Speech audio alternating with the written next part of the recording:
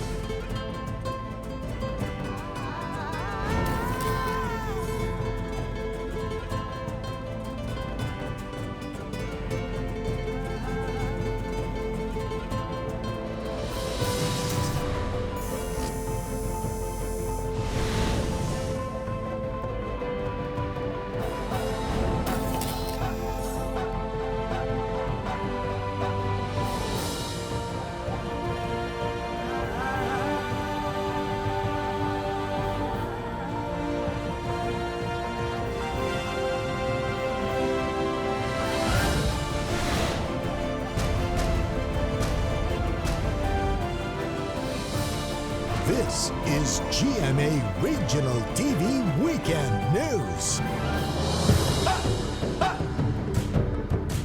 Good evening. This is your GMA Regional TV Weekend News. The biggest, the latest, as local news matters. King Guevara. I am CJ Torida. Joan Punsoy, broadcasting live from the GMA complex in Dagupan City. This evening, we will also be joined by our counterparts from different regions. Russell Simorio from GMA Regional TV, Balita Mianan. Rain Palino from GMA Regional TV, Bicol. Luan May Rondina from GMA Regional TV, Balitang Bisdak. As well as Zen Kilantang from GMA Regional TV 1 Western Visayas and Riel Soroche from GMA Regional TV 1 Mindanao.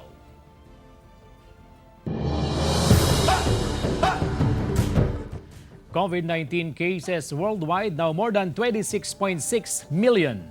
Meanwhile, DOH records 234,570 COVID-19 cases in the Philippines. Here's the report. There are now more than 26.6 million COVID-19 confirmed cases around the globe, with 17,717,266 recoveries and 874,369 deaths, as reported by the Johns Hopkins University and Medicine Coronavirus Resource Center. In the Philippines, according to the latest report from the Department of Health, there are 234,570 confirmed cases reported, with 161,668 recoveries and 3,790 deaths. In North Central Luzon, there are 7,891 COVID-19 confirmed cases, with 4,462 recoveries and 209 deaths. According to the latest report from the DOH Center for Health Development, Region 1 now has 783 confirmed cases. Region 3 or Central Luzon with 6,240 COVID-19 cases, while 868 confirmed cases were recorded in Cordillera Region. Current confirmed cases of COVID-19 in Bicol Region is at 1,451 with 48 deaths and 833 recoveries. 538 of them are from Albay, 563 in Camarines Sur, 43 in Camarines Norte, 124 in Sorsogon, 59 in Catanduanes, and 124 in Masbate. COVID-19 cases in Western Visayas increased to 5,346. Of these, 2,532 are active cases. 2,728 have already recovered, while death toll increased to 86. Aklan has 12 confirmed cases of COVID-19, 29 in Antique, 92 in Capiz, 48 in Guimaras, 489 in Iloilo Province, and 649 in Negros Occidental. OFW repatriates and locally stranded individuals still record the most number of cases with 1,624. Meanwhile, Bacolod City recorded 1,261 confirmed cases, while COVID-19 cases in Iloilo City increased to 1,142. In Central Visayas, there are 19,194 COVID-19 positive cases, 1,889 of which are active. 16,170 have recovered and 1,135 have died. 4,662 cases are in Cebu Province, 144 in Negros Oriental, 214 in Bohol, and 3 cases were recorded in Siquijor. In Metro Cebu cities, 9,667 cases of COVID-19 is in Cebu City, 2,275 in Mandaue City, while Lapu-Lapu City has 2,229 confirmed cases. In Eastern Visayas, based on records of DOH Region 8, a total of 3,249 COVID cases are recorded with 2,164 recoveries and 26 deaths. In Mindanao, a total of 7,194 confirmed COVID-19 cases were reported, 4,756 have recovered, and the death toll is now at 191. Davao Region has recorded a total of 2,226 confirmed COVID-19 cases, 1,773 recoveries, and 67 deaths. Meanwhile, confirmed COVID-19 cases in northern Mindanao rose to 1,618, while the number of recoveries has increased to 880 and 29 have died. Soc-Sargen has reported 539 confirmed cases, 350 recoveries, and 8 deaths. Zamboanga Peninsula now has 1,485 confirmed COVID-19 cases in the region. 907 have recovered, while the death toll is at 53. Caraga has also recorded 625 confirmed cases, 369 recoveries, and 15 deaths. In Barm, there are a total of 701 confirmed COVID-19 cases, 477 recoveries, and 19 deaths. I am John Punsoy for GMA Regional TV. Provinces in Western Visayas continue to implement stricter quarantine protocols due to the spike in COVID-19 cases. Zen Kilantang of GMA Regional TV 1 Western Visayas has the full details live. Zen. CJ, starting September 1, Bacolod City was placed on general community quarantine while Iloilo City was downgraded, returned to modified GCQ. President Rodrigo Duterte early this week approved the quarantine status adjustment of the cities of Bacolod and Iloilo based on the recommendation of the IATF, while Iloilo Province, Negros Occidental, Aklan, Capiz, Antique, and Guimaras remain under MGCQ. On Monday, Bacolod City Mayor Evelio Leonardia released Executive Order No. 57 placing Bacolod City under GCQ. Ina-adapt naman ang masakit sa ilang makagtusamon.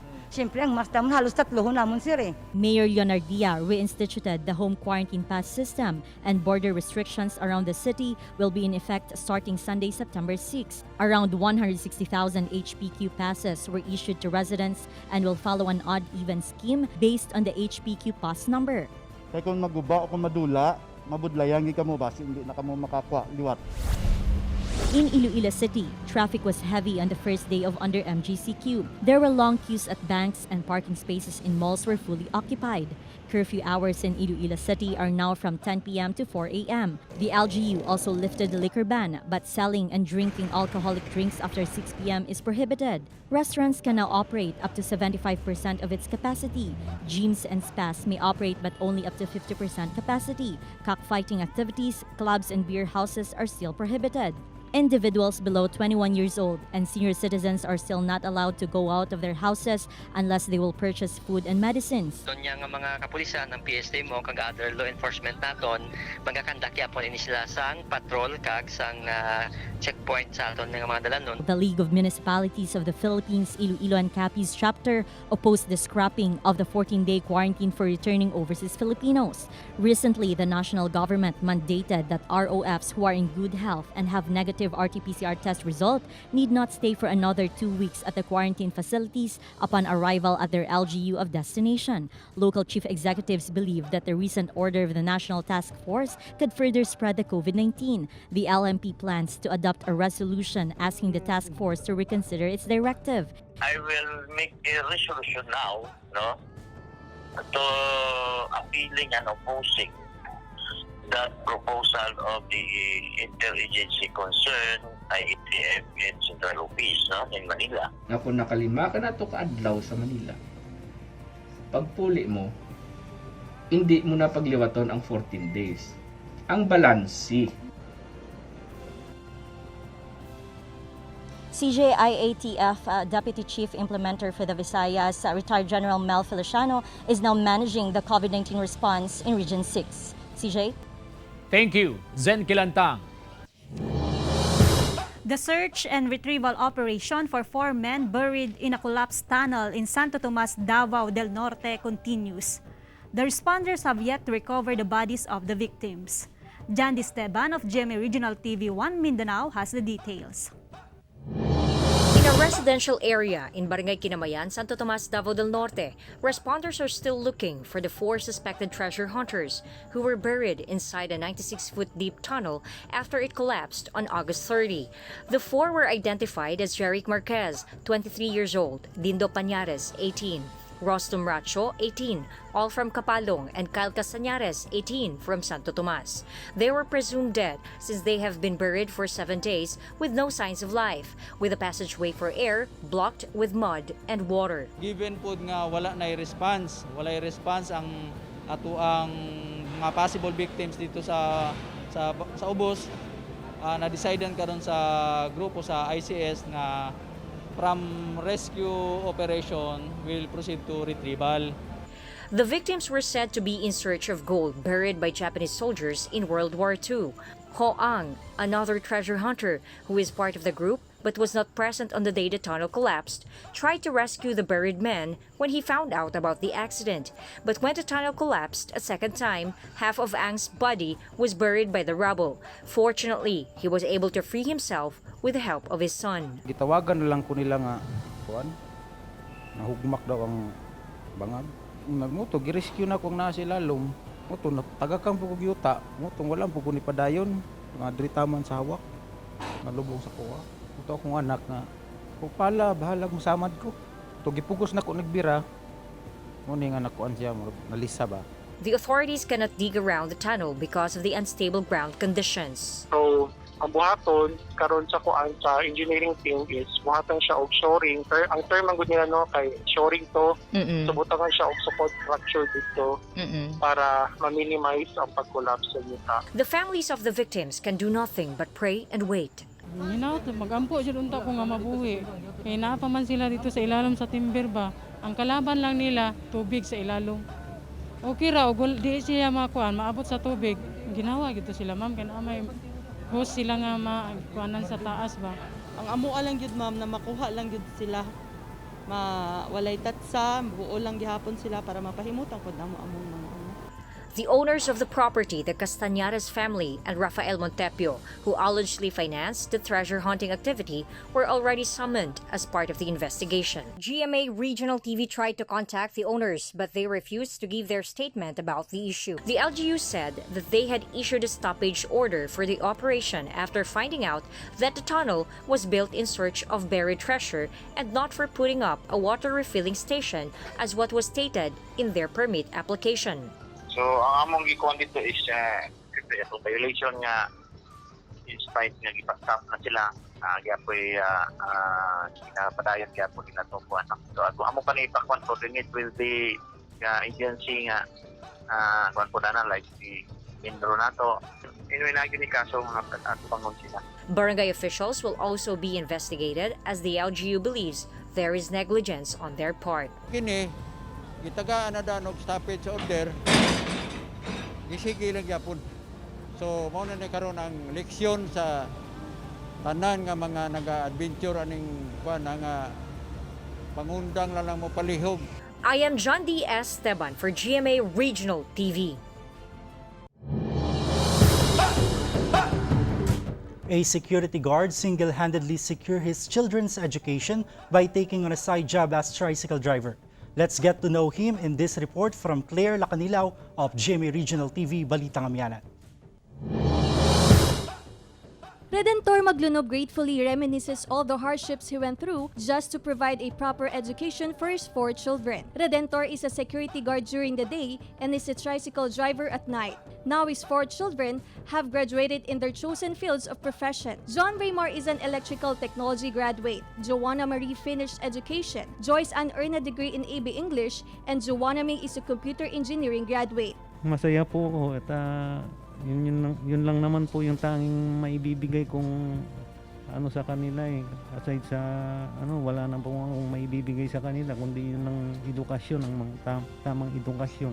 As a sign of gratitude, the Maglunob siblings are building a dream home for their parents. Mensahe ko po sa father ko, thank you kasi po napagtapos niya po kami, naigapang niya po yung pag-aaral naming apat, na kahit na sobrang hirap, na kahit na inaabot po siya ng gaano katagal man dyan sa labas, kinakaya niya po para lang po may pangbaon po kami, may ipangbayad po kami sa school. Redentor is happy to see his children reaping the fruits of his hard work. Sa mga ama na akala nyo wala pong pag-asa na maigapang yung mga anak nyo, pagsikapan nyo po. Kasi yun lang po yung maibibigay nating magandang pamana para sa mga anak natin. Together with cameraman Wilson C., I am Claire Lacanilaw for GMA Regional TV. This is GMA Regional TV Weekend News.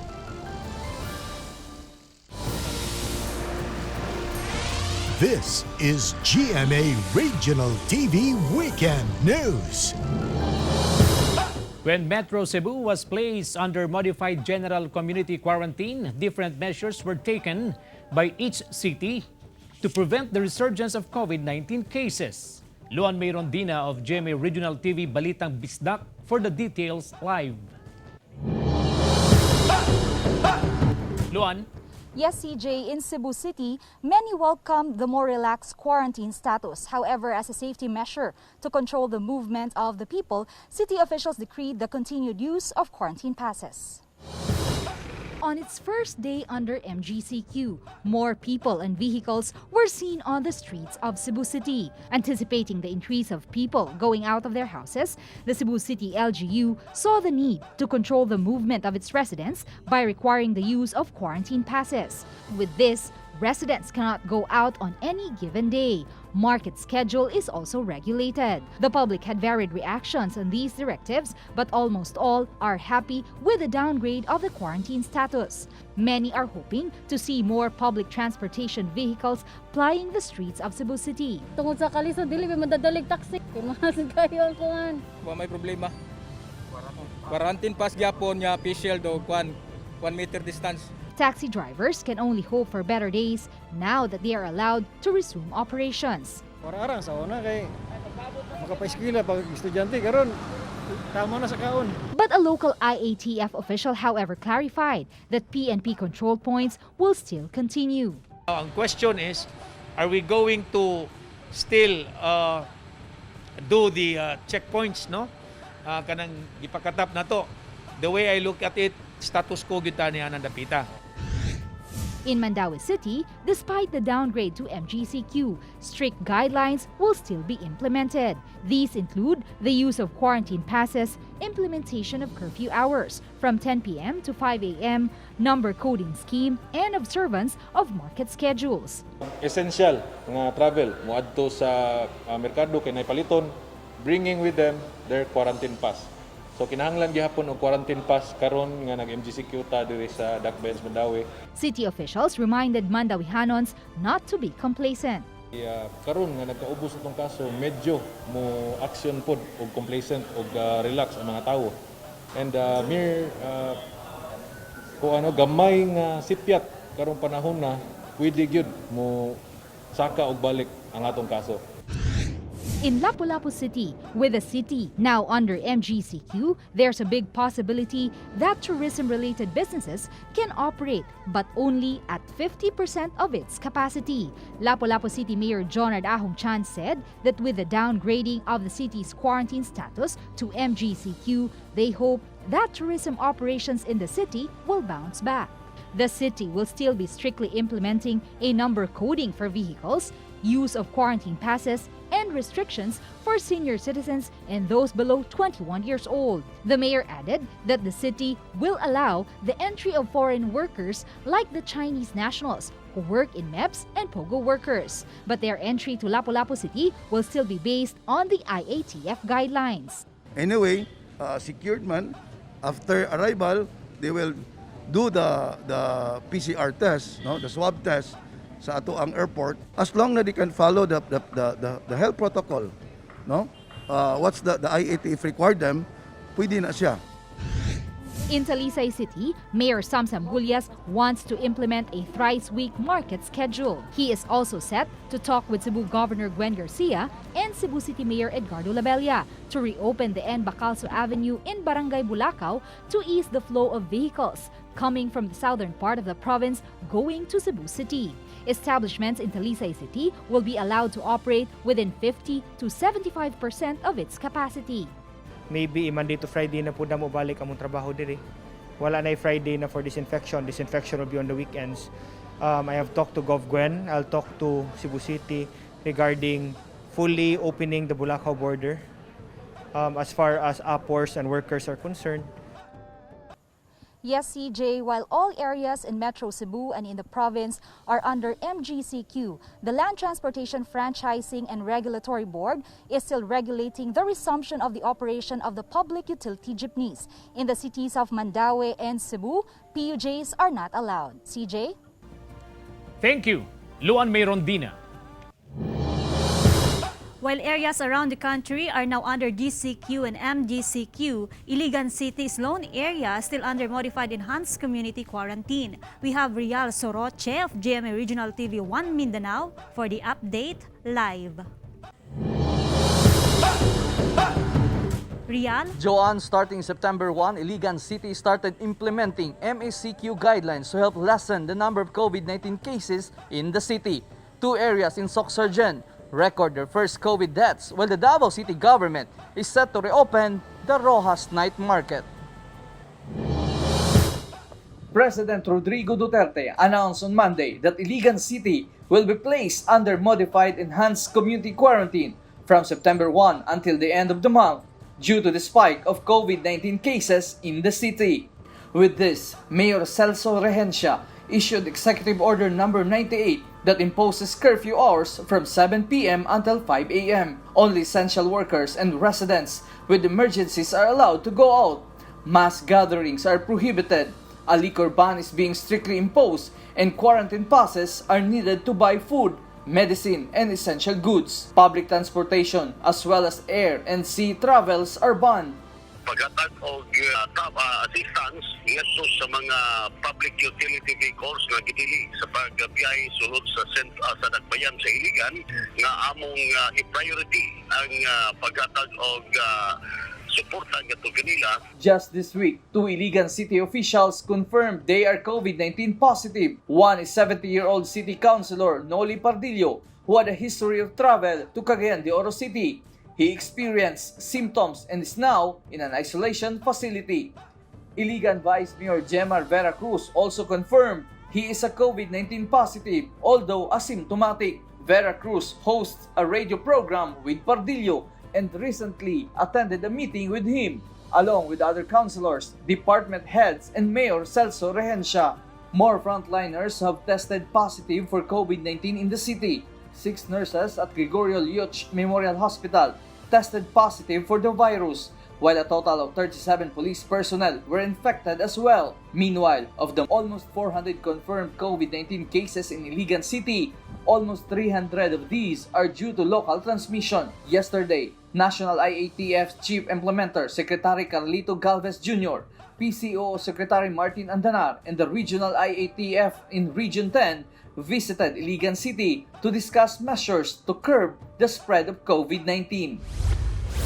Meanwhile, Maasim Sarangani Province and General Santos City in Soc-Sargen each recorded its first COVID-19 death. One is a house help who was working at Purok 4B in Barangay Colon in Maasim. From an isolation facility, she was brought to a private hospital due to dengue and was in a critical condition. She died Monday morning, while a 57-year-old resident of Barangay Bula in General Santos City also succumbed to COVID-19. In Davao City, the Rojas Night Market is set to reopen this month. With this, the city government urged vendors and suppliers to undergo baseline swabbing to prevent the further spread of COVID-19. Iswab tanan suppliers, vendors, masahista, tindera na iswab na sila tanan, and then pati ang security na assigned din iswab sila tanan, and then itest sila tanan, ay sila pasog dun. Lanao del Sur will also be placed under modified enhanced community quarantine starting September 7 up to September 30 this year. This is due to the sudden rise of COVID-19 cases and the presence of local transmission. Joanne. Thank you, Rial Soroche. An Ilonggo artist takes pride in a one-of-a-kind medium that shows his mastery and artistry in taming smoke and fire. Adrian Prietos tells us more. In order to create these ethereal masterpieces, Marvin Dalisay painstakingly uses a kerosene lamp that emits smoke. Unlike other artists, his medium is dependent on various factors like wind and fire. After years of practice, he has finally mastered what he calls biro art. Marvin credits this to the many struggles he has gone through, which paved the way for him to earn a spot in the highly competitive art scene in the country. Dako ginaguro nga bulig ang kapigaduhon kay matulugin na sa imo sa kung anong lang ang may ara ka sa palibod mo. Dalisay finished a course in drafting at the Carlos Hilado Memorial State College in Talisay City, Negros Occidental. He was inspired by various Negrense artists that challenged him to look for a signature medium that can only be attributed to him. Coming from a large family with 12 siblings, Marvin was inspired by the many obstacles they faced as a family. Today, he is back in Banate, Iloilo, scoring realistic pieces through a technique called fumage that leaves impressions or marks on the canvas. Obra ka sang artwork, nga ikaw lang mismo ang distinct. Agdadasig ka makilala. Ang silingganin ni Arel, poverty is a gift, gid na kuno ya. Ali, na mo, gintagaan ka to, tigado ka, pero ang hindi na yung mapunggan kung kagidya. Kung artist kaya, hindi na ya upang para makahimo ka sang new artwork daw ka amo na bala sa raw. His brother Ja, who stayed in Bacolod, expressed his support for Marvin, who is slowly earning recognition in both the local and national art scenes. Proud gid ako kagabilog nga pamilya sa imo pinasahi nga talento. Kabay nga padayonon mo ini. Now, more than ever, Marvin is determined to complete more artworks so he can display his biro art in museums and even participate in art competitions abroad.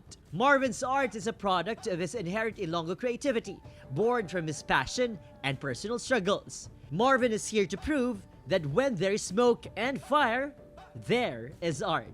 Together with cameraman Raynald Casilla, I'm Adrian Prietos for GMA Regional TV. With the challenges brought about by the COVID-19 pandemic, these resourceful Pinoys are finding new means to augment their income. More in this report. The owner of this salon in Mangaldan, Pangasinan used to make 3,000 pesos a day before COVID-19 pandemic. When her business reopened after ECQ, with strict health protocols and at reduced capacity, she decided to sell plant vases and pre-loved clothes on the side for additional income. Mahirap talaga pagka walang customer, tinitis na lang namin, maghihintay ng customer, ganyan.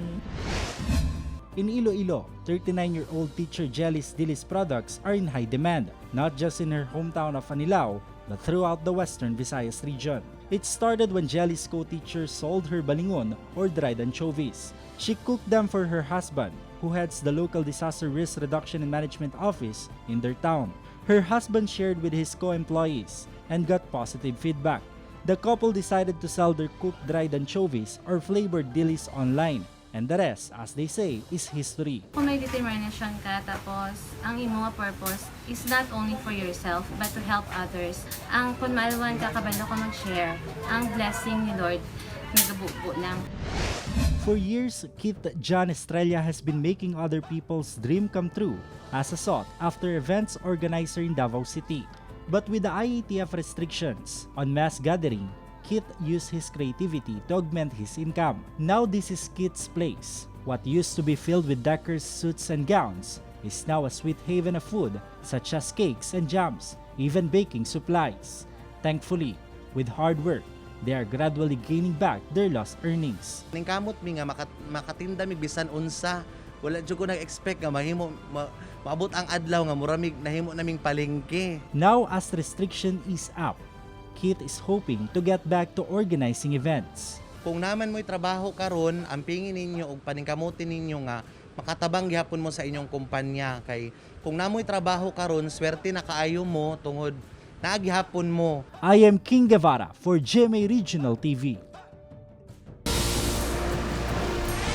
This is GMA Regional TV Weekend News.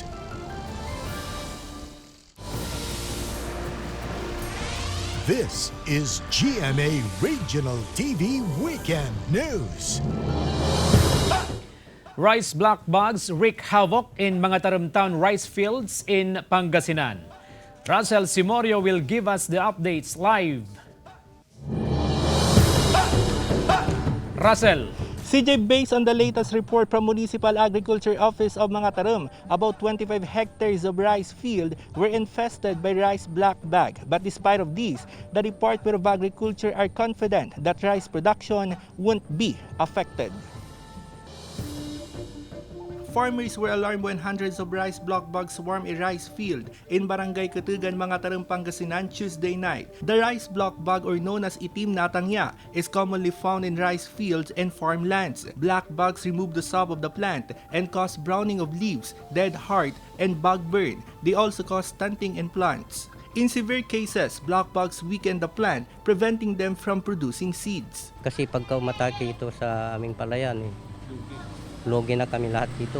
Kasi itong black bug kasi madaling dadamay daw ito, sir. Kaya bang maaga pa sana, mapupuksa na ito. According to Ricardo de Guzman, chairman of Barangay Katugan, they also recorded a rice black bug infestation on rice field last year, affecting 10 hectares, which resulted in a drop in rice production. Mamamatay yung palay pag hinip-tip yung puno, di wala nang pupunta sa itaas na suporta yung palay, kaya mamamatay yan. Makita mo dyan, parang nasunog. One of the affected farmer is Louis Bueno. 70% of his rice fields were infested.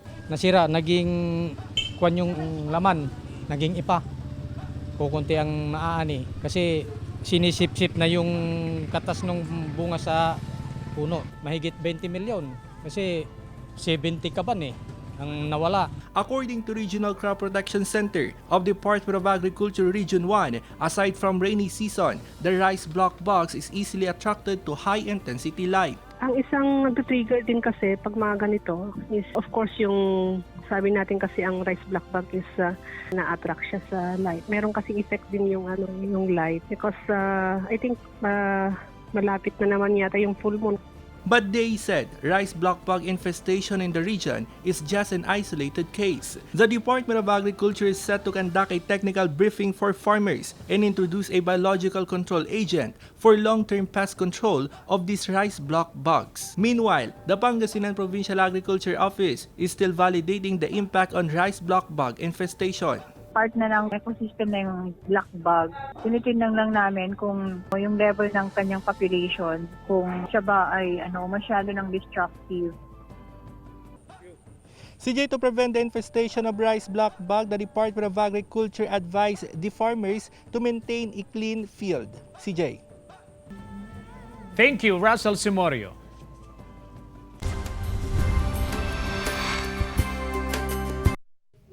GMA Regional TV continues to share love and compassion to more communities around the Philippines.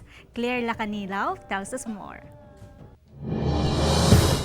Amid the crisis caused by COVID-19 pandemic, GMA Regional TV continues to bring immediate help and hope to communities around the Philippines. This week, GMA Regional TV teams from Dagupan, Iloilo, and Cebu distributed goods to selected barangays through the Kapuso Barangayan on Wheels. Each gift pack includes handwritten messages of support from the anchors and correspondents of GMA Regional TV Balitang Amianan, One Western Visayas, and Balitang Bistak. Before the activity, to ensure the safety of the beneficiaries, health protocols were strictly implemented. In Barangay Lanas, Mangaldan, Pangasinan, residents received a bag full of assorted groceries. One of the beneficiaries, Lani, is a mother of 4. Lani shared that their family only eats 1 meal a day since her husband was unable to work in construction due to lockdown. Isa po akong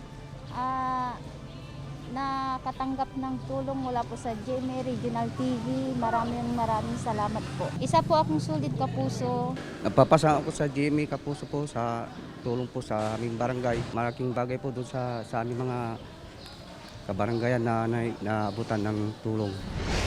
In Barangay Sook, Arevalo, Iloilo City, more than 100 residents received free food packs from the Kapuso Barangayan on Wheels. One of them is 60-year-old Priscilla. She is single-handedly raising her 4 grandchildren by providing laundry services to her neighbors. Una pa na problema ako.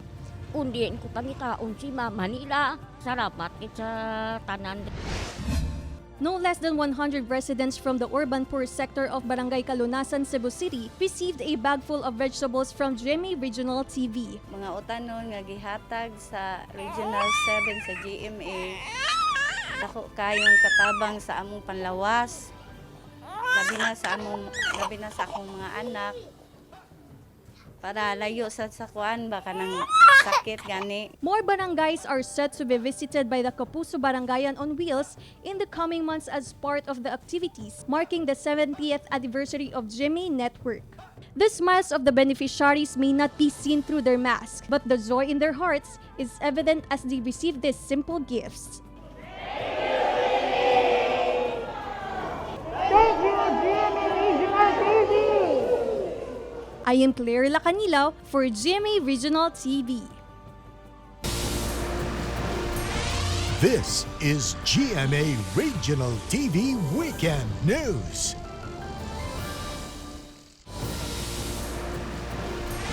This is GMA Regional TV Weekend News. Following the IATF guidelines prohibiting mass gatherings, the Archdiocese of Caceres and local government of Naga agreed to cancel processions and civic activities for this year's Peña Francia Festival.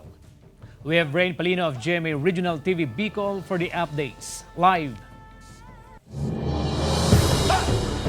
Rain. CJ, following the IATF guideline prohibiting mass gatherings, the Archdiocese of Caceres and the local government of Naga agreed to cancel this year's procession and civic activities for the Peña Francia Festival. The month of September is a month of faith for Bicolanos and devotees of Our Lady of Peña Francia and El Divino Rostro. But due to COVID-19 pandemic, all processions and civic activities for the Peña Francia festivals were cancelled. This include parades, competitions, pageants, voyadores, traslacion, and the most awaited event, the fluvial procession. As early as June 27, the Archdiocese of Caceres and local government of Naga City already signed a joint declaration canceling these activities. Despite this, the LGU believes that devotees, tourists, and pilgrims may still converge in Naga City. Some of them could possibly come from areas with cases of COVID-19. Yesterday, the multi-agency coordination group was activated. With this, Naga City Mayor Nelson Legacion wrote a letter to the Malacanang asking for the implementation of modified enhanced community quarantine over the city from September 8 to September 24. Ito ay para maiwasan yung pagdagsa ng mga tao sa loob ng Naga at para meron po tayong kontrol sa mga mangyayari po sa ating lungsod. Kung sakali na dumating po kayo, pasensyahan po tayo ha. Kinakailangan protektahan po natin ang ating lungsod. Hindi po namin kayo papapasukin. To avoid mass gatherings which may spread COVID-19 in the city, stricter protocols will be implemented such as border controls. Mayor Legacion added that the recently launched contact tracing app eSalvar can help control the entry into establishments for the duration of festivities. The public needs to register on the app to gain access to commercial establishments. He hopes for full implementation of QR ID scanning in the city within 10 days. On September 20, all churches will also simultaneously celebrate the Feast Day of Our Lady of Peña Francia in their respective parishes, following health protocols. The Archdiocese of Caceres encourages devotees to join the worldwide stay-home synchronized Divino Rostro and Peña Francia celebration, which will be streamed online. Whether there is a procession, whether there is a traslacion or a fluvial procession, as long as our faith, our devotion is there, hindi po makakapababa ito ng ating pananampalataya. Some devotees share their sentiments on the cancellation of the traditional activities. Panata na lang po sa siguro igawa mo po sindang misa na kung diyan na lang po. Maray na yan ka mas maray nga ni yan safe arog kayan tangaring may mangyari ng magparadakol ining COVID. CJ Novena Masses, which are streamed online, started last September 2. Although there will be no Peña Francia Festival this year, the usual tradition, the Archdiocese of Cáceres reminds public that devotion could still be practiced on their respective homes. CJ? Thank you, Rain Palino. Here are the places you'll consider at the top of your travel bucket list even in this time of pandemic. Claire Lacanilao tells us more. In Cagayan de Oro City, Cagayanons witnessed the glowing scenery in the Sunflower Garden in Barangay Cugman. Just 30 minutes away from the city proper, one can take Instagrammable pictures with these sunflowers in full bloom. Although the owner did not intend to make it into a tourist attraction, since the garden has become popular, the owner thought of making it more tourist-friendly. Nalipay.